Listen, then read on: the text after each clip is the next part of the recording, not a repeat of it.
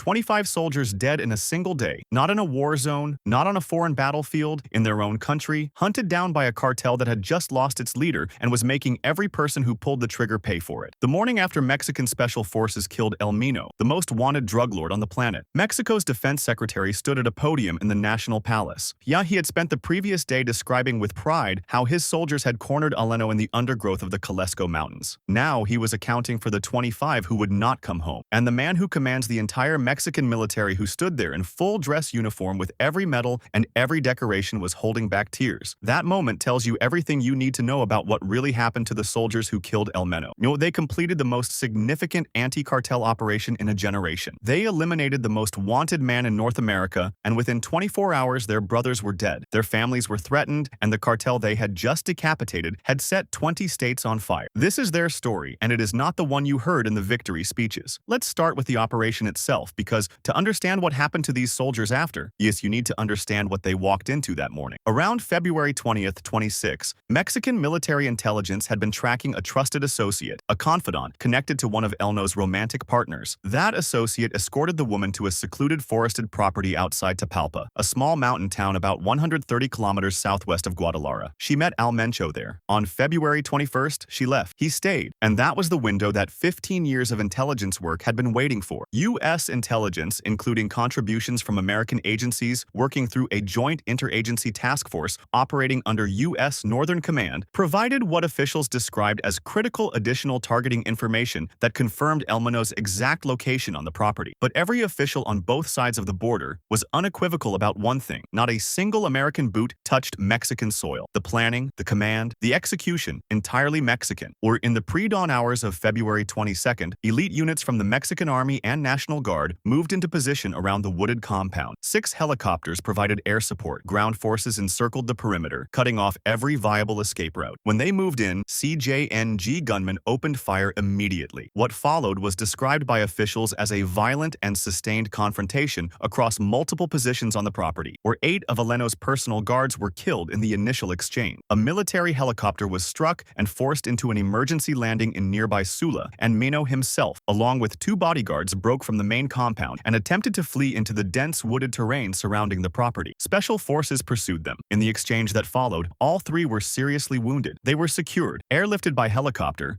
and El Mencho died during the flight from gunshot wounds and blood loss before the aircraft could reach Mexico City. His 2 bodyguards died in transit as well. The man with a $15 million American bounty on his head was gone. The soldiers who did that went home that night believing they had done something historic. They had what they did not fully know yet was what was coming for them next. Because within hours of the official confirmation spreading, the Jalisco New Generation cartel activated every cell it had across at least 20 Mexican states simultaneously. And what unfolded over the next 48 hours was something that security experts called the most widespread and coordinated retaliatory campaign in the modern history of Mexican organized crime. This was not spontaneous grief. This was not disorganized raid. This was a pre-planned mobilization that had been designed to be triggered by exactly this kind of event. And it was executed with a precision that reflected 15 years of organizational development under a leader who treated his cartel like a military force. The first wave was the narco blockades, a tactic the CJNG had been refining for years, but which it deployed on a scale that no one had ever seen before. More than 250 separate incidents confirmed in the first 24 hours alone, in vehicles commandeered at gunpoint across every major highway in 20 states, set on fire at strategic intersections to create barriers that emergency services could not cross and military convoys could not easily break through. In Jalisco alone, 65 blockades. In Guanajuato, 55 incidents across 23 municipalities. Tire spikes and nails thrown across access roads. Public buses lit up in Puerto Vallarta. Supermarkets, banks, gas stations, convenience stores, or a Costco in Puerto Vallarta torched across the country. One academic who studies cartel violence described what was happening as violent lobbying, the deliberate use of maximum visible force to send the government a single message: every action you take against us has a price that ordinary people pay. And then the cartel went after the soldiers directly. This is the part of the story that matters most, and that got the least coverage outside Mexico. Or the CJNG did not just retaliate against infrastructure and civilians. They hunted the security forces in at least 6 separate ambushes concentrated primarily in Jalisco. Cartel gunmen targeted National Guard members in coordinated attacks, using military tactics, flanking, suppressing fire, rapid withdrawal before reinforcements could respond. The operations coordinator was a figure named Hugo Cesar Cesar Matias Urena, known as El Tuli, El Mencho's right-hand man in Calesco. Eluli did something that should stop anyone reading this code. He issued explicit financial bounties for the killing of soldiers, more than 20,000 pesos, over 1,000 US for every National Guard member killed. He assigned a cash value to the lives of the men who had carried out the Tapalpa raid. He turned every soldier who had participated in or supported that operation into a walking target with a price on their head. 25 of those soldiers were dead by the end of the day. 25 National Guard members killed in targeted ambushes in a single 24-hour period, on top of the 8 CJNG fighters killed in the original raid and the dozens more who died in subsequent clashes as the retaliation spread. The total death toll tied directly to the operation and its immediate aftermath climbed above 70. Think about what that number means in human terms. 70 people dead in 48 hours as the direct consequence of one military operation. The soldiers who survived that day did not receive a quiet commendation and returned to normal duty. They returned to active service knowing that the organization they had just provoked had placed a financial bounty on their colleagues' heads, had killed 25 of them before the sun set, and was now in the process of fragmenting into competing factions, each one trying to prove it was the most dangerous successor to El Mencho's throne. Iluli himself did not survive long. Some Mexican paratrooper units located him at El Grudo in Calesco. He attempted to flee in a vehicle and was killed in the confrontation that followed. On his body, an assault rifle, a handgun, and nearly 1.4 million in cash, the financial war chest of the man who had been coordinating the retaliation. His death removed the immediate operational commander of the cartel's response, but the units he had already set in motion did not stop, and the bounties he had issued did not expire with him.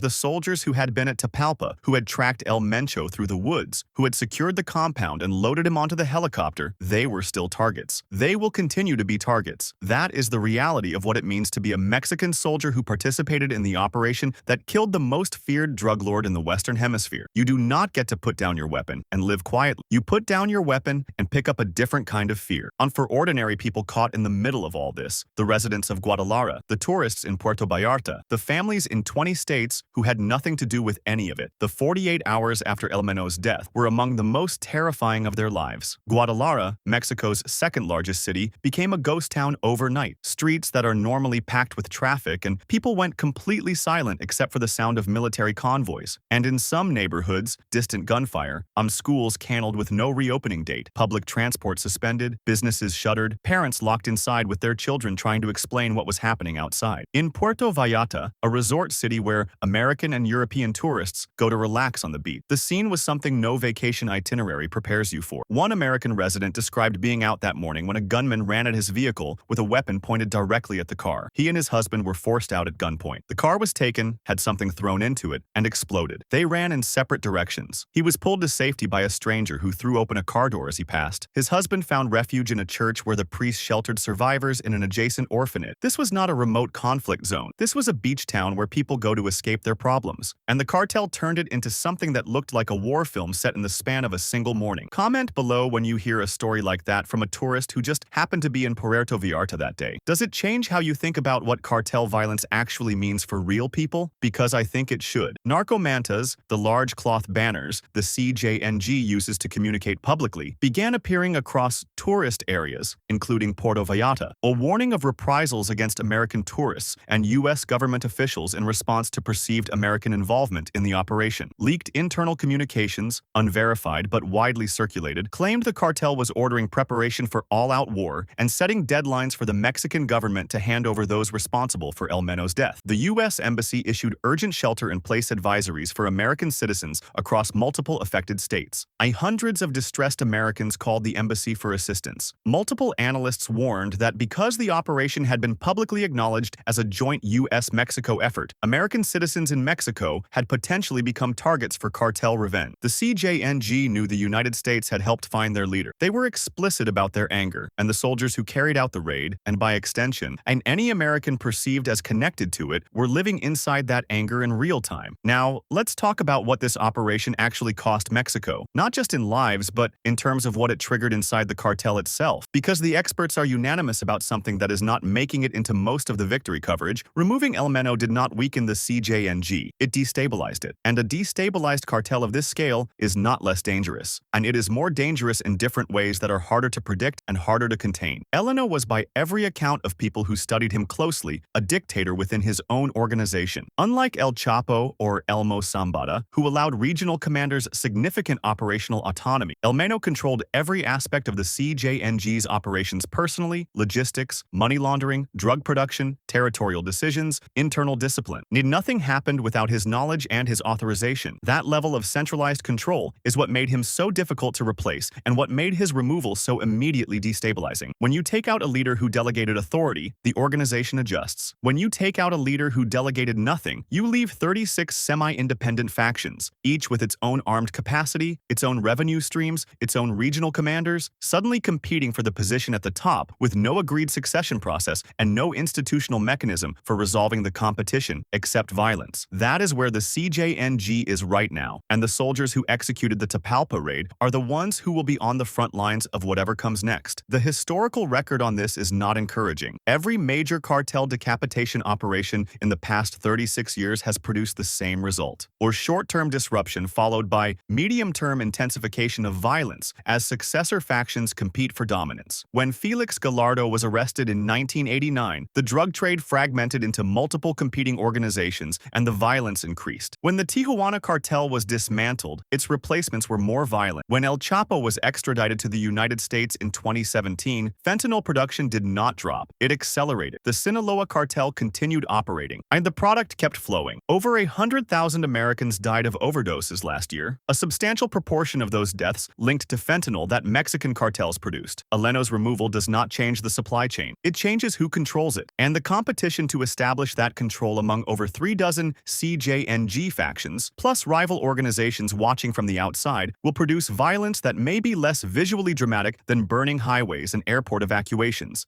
but potentially more sustained and more geographically widespread. Experts are warning of a new wave, quieter, more targeted, more rural, that could reshape Mexico's organized crime landscape for years. The soldiers who killed Alino did their job. The aftermath of that job is what no one fully prepared them for. There is one more dimension to this story that deserves attention: the FIFA World Cup. Jalisco, the state where El Mencho built his empire, where the Tapalpa raid happened, where the worst of the retaliation erupted, is one of the co-hosting locations for this year's tournament. Guadalajara's airport, which briefly became a scene of chaos as passengers scrambled to escape cartel violence, will in a few months be welcoming football fans from across the world. President Sheinbaum has stated unequivocally that there is no risk for World Cup visitors and that all security guarantees are in place. 7,000 additional troops have been deployed to Jalisco. The government cleared more than 80% of the blockades within 24 hours of the operation. Airports reopened, schools and transport resumed. By most metrics, the immediate crisis was contained faster than many expected, but the experts are asking a harder question. If the Mexican government continues to press the advantage, targeting CJNG lieutenants, dismantling successor factions before they consolidate, the cartel will respond. It has always responded,